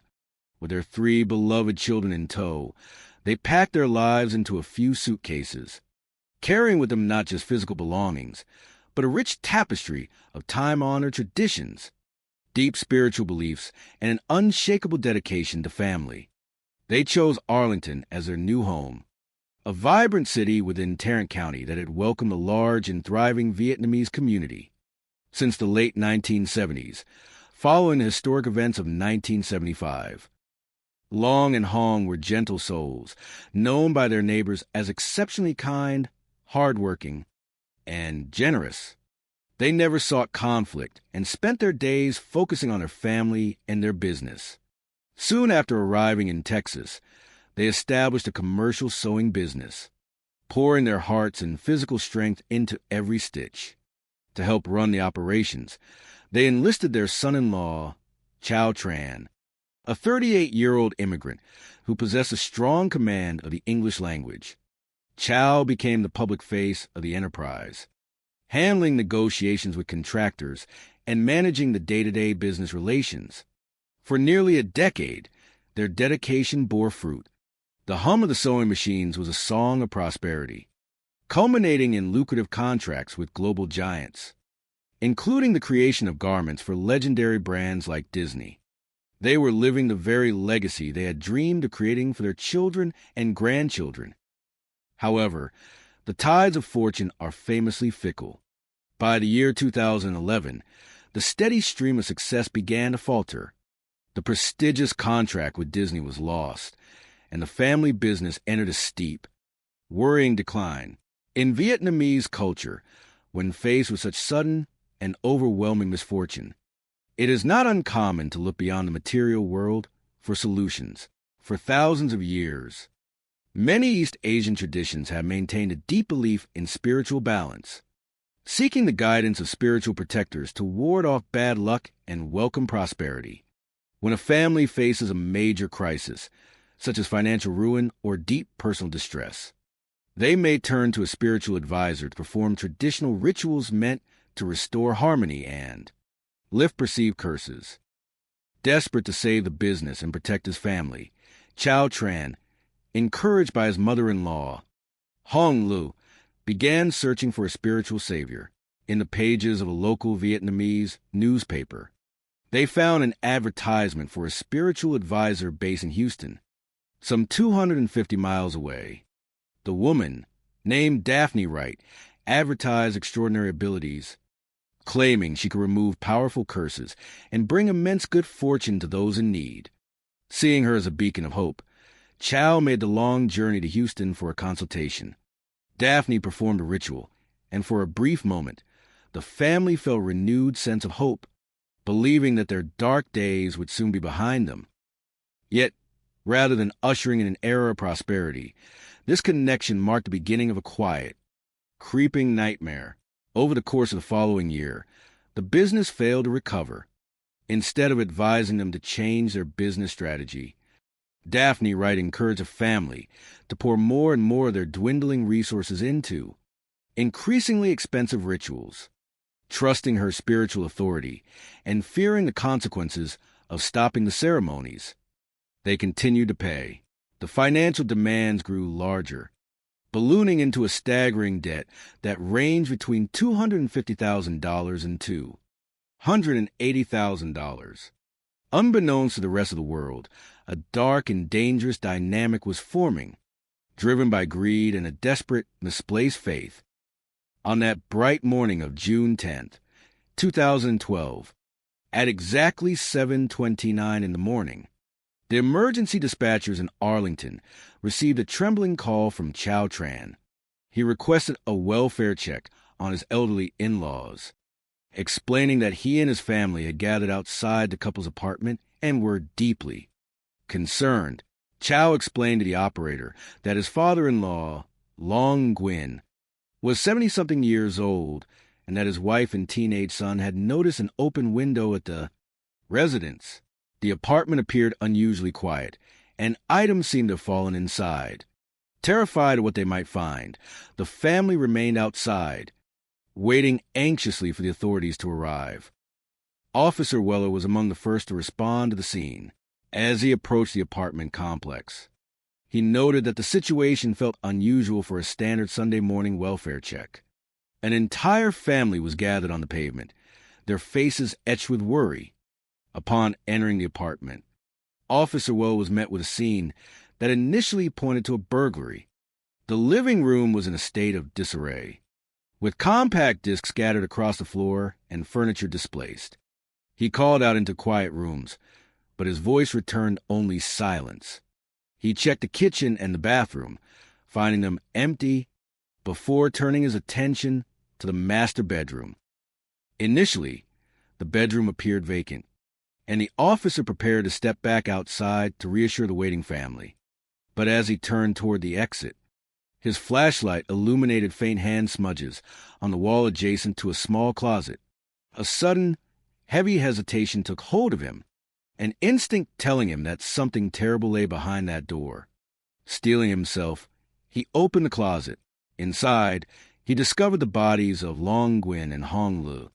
They had been bound tightly with duct tape, their heads and mouths completely wrapped, and the small space bore the unmistakable signs of a violent struggle. In shock, Officer Weller stepped out of the bedroom, momentarily unable to speak or use his radio. When he finally regained his composure, he requested immediate assistance from crime scene investigators and homicide detectives. Detective Stewart, a veteran with 21 years of experience in the homicide unit, arrived shortly after. He was deeply shaken by the sheer cruelty inflicted upon an elderly, defenseless couple who had no known enemies and were beloved by everyone in the community. At first glance, the scene appeared to be a robbery gone terribly wrong, but several details struck the detectives as highly unusual. On the coffee table lay a plate of crushed prescription pills and a discarded marijuana cigarette, as if the intruders had paused to consume drugs. More peculiarly, a light blue bandana was wrapped carefully around a beer bottle, left in plain sight. In Arlington, certain active youth gangs were known to associate it with specific colors, and the blue bandana seemed like an explicit calling card. Yet Detective Stewart was skeptical. The scene felt too staged, the clues too perfect, as if someone had deliberately tried to paint a picture of gang violence to steer the investigation away from the truth. As the forensic teams collected hair fibers, blood swabs, and the duct tape for fingerprint and deoxyribonucleic acid testing, investigators began interviewing the family. Chow Tran, speaking as the primary representative because of his English fluency, explained that the family had gathered the previous evening to celebrate his father-in-law's birthday.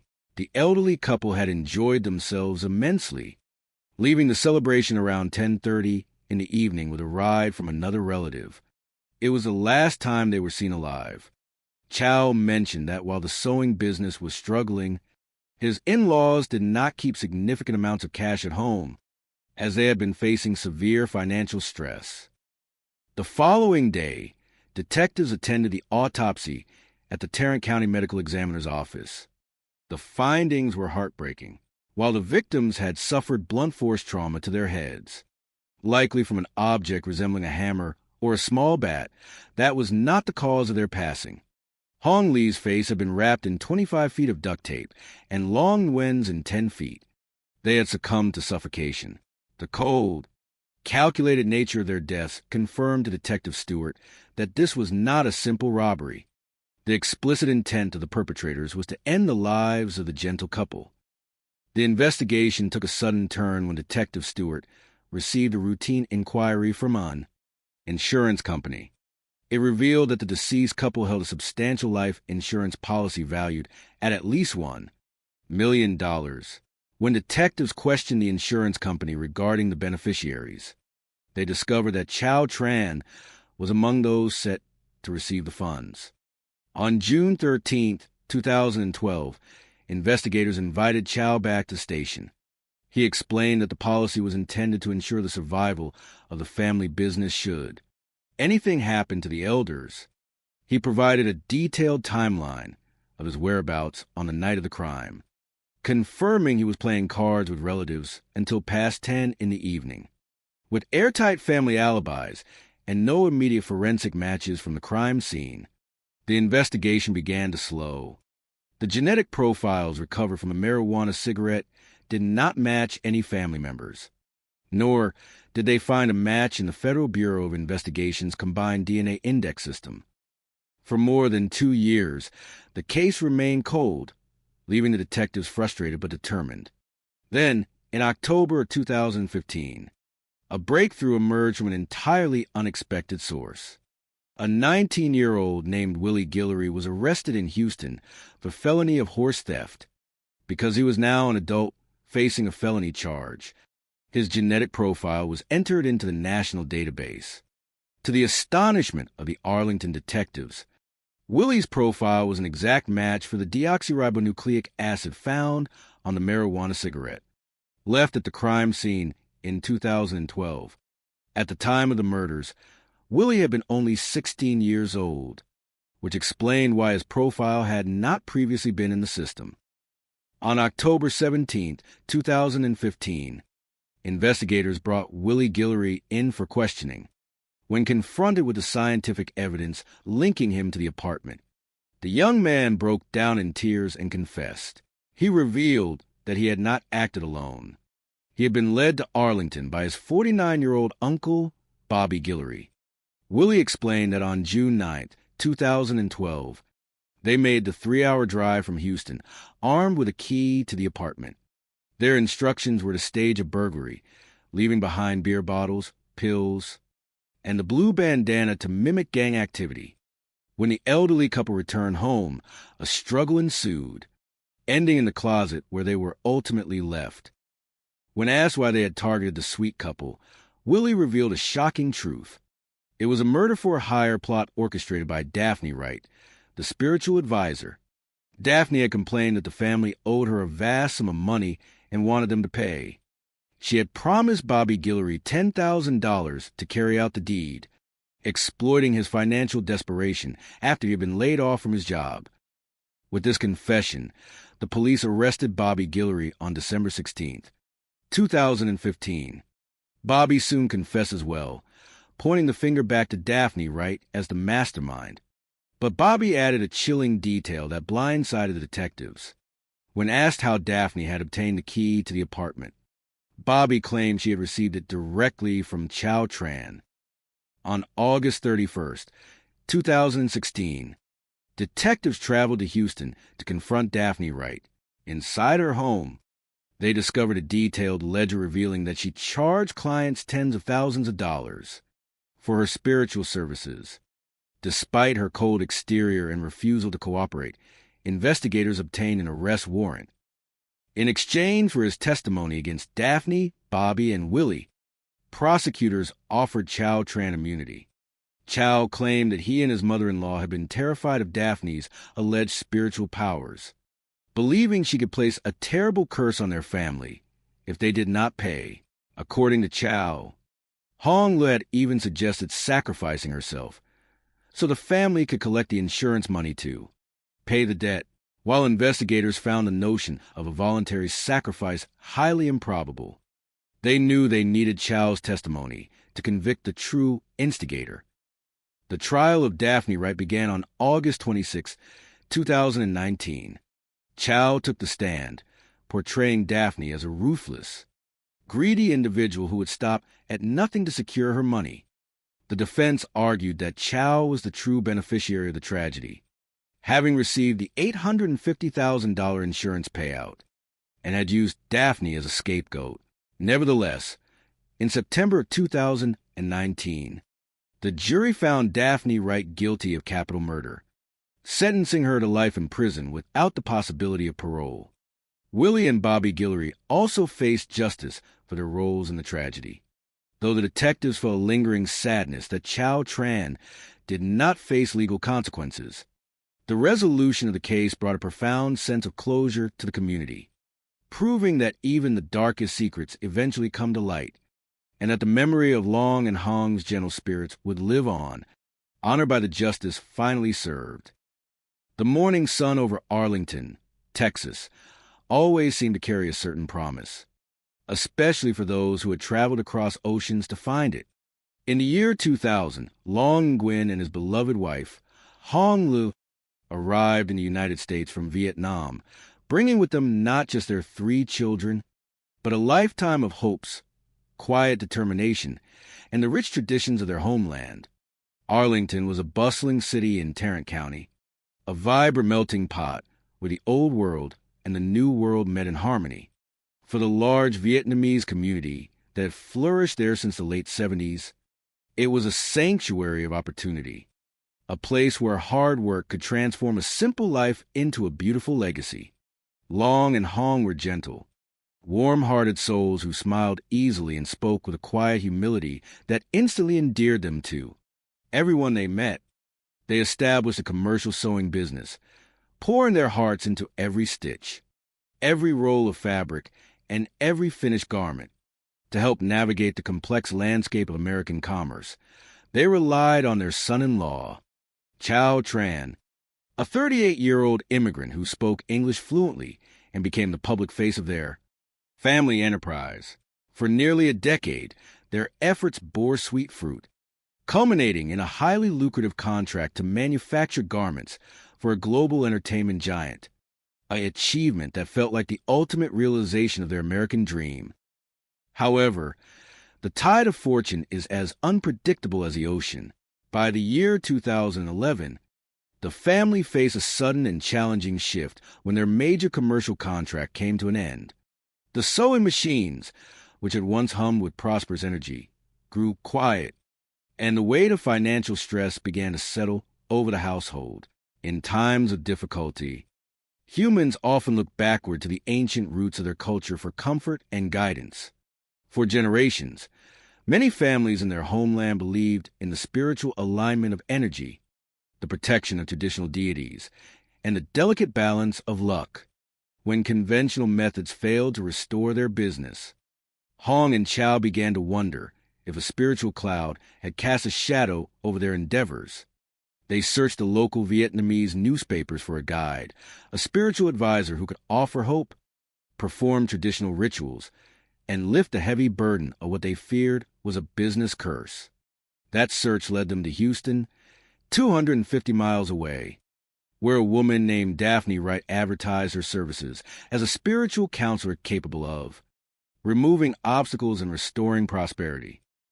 Chow Tran made the long journey to Houston to meet Daphne, hopeful that her ancient practices could breathe life back into the family business. At first, the rituals brought a sense of comfort and a renewal of hope. Daphne was a commanding, direct woman who exuded absolute confidence in her spiritual authority. But as the months rolled on, the promised prosperity remained elusive, while the financial demands for Daphne's elaborate ceremonies began to escalate dramatically. What began as a simple consultation turned into a spiraling cycle of spiritual debt. Because the family was desperate to salvage their dream, Chow continued to authorize rituals on credit, and the outstanding balance soon ballooned to an astronomical sum between $250,000 and $280,000. To a family already struggling to keep their business afloat, this was an unimaginable fortune, a debt that felt like a trap from which they could never escape. The morning of June 10, 2012, broke with an eerie quietness. At 7:29 in the morning, emergency dispatchers received a worried call from Chow Tran, requesting a welfare check on his elderly in-laws. He explained that his family had gathered outside the couple's apartment, deeply concerned because they had not heard from them and noticed that one of the windows was unusually open. Officer Weller, a dedicated officer with 14 years of experience, was the first to arrive on the scene. He noted the anxious family waiting outside, a sight that immediately signaled this was no ordinary welfare check.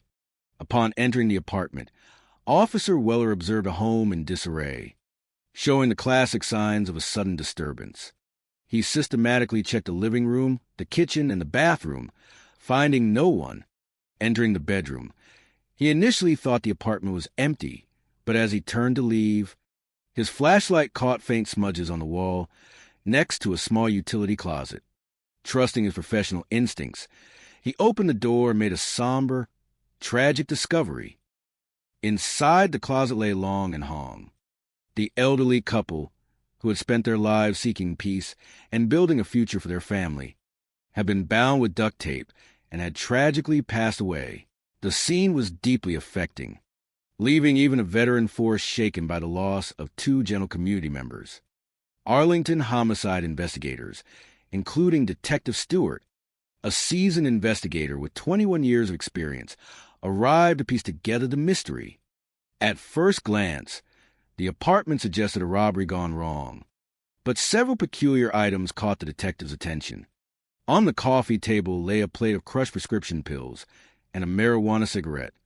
And most curiously, a light blue bandana was wrapped carefully around a beer bottle, almost as if it had been left intentionally as a calling card. To the experienced detectives, the scene felt almost too orchestrated, leading them to suspect that someone had deliberately tried to stage the crime to look like gang activity, shifting the focus away from the true perpetrator. As the community mourned the loss of Long and Hong, detectives attended the autopsy, where they learned the heartbreaking truth that the couple had suffocated due to the restrictive tape.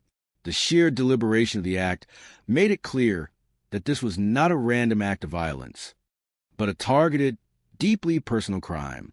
While investigating potential motives, Detective Stewart received a phone call from an insurance company, revealing that the couple possessed a highly substantial life insurance policy worth at least $1 million, with Chow Tran listed as a beneficiary. When questioned on June 13, 2012, Chow cooperated fully, explaining that the policy was designed to protect and sustain the commercial sewing business in the event of a tragedy. He and his family provided airtight alibis, demonstrating they had been celebrating his father-in-law's birthday together at a gathering in Till late the previous evening. DNA samples and fingerprints were gathered from the family and compared against the evidence left at the scene, including the marijuana cigarette, but no matches were found in the federal database, and the case gradually grew cold, leaving the family to pick up the pieces of their broken lives. 3 years passed in quiet reflection until October 12, 2015, when a surprising breakthrough occurred. A young man named Willie Guillory, who had been 16 years old at the time of the tragedy, was arrested as an adult for an unrelated felony involving horse theft in Houston. Because of his new adult felony conviction, his DNA profile was entered into the national database for the first time, triggering an immediate and perfect match with the DNA found on the marijuana cigarette at the Arlington crime scene. On October 17, 2015, Willie was brought in for questioning. When presented with the scientific evidence of his presence in the apartment, the young man broke down in tears and confessed, revealing that he had not acted alone. He explained that his uncle, Bobby Guillory, a 49-year-old man with no prior criminal record, had recruited him to travel to Arlington to perform a task for a woman named Daphne Wright, whom they met through a family acquaintance. Willie explained that Daphne had been furious about a massive unpaid debt and wanted the couple dealt with. She had provided Bobby with a key to the apartment to facilitate entry, and the plan was to stage a robbery using gang symbols to mislead the police.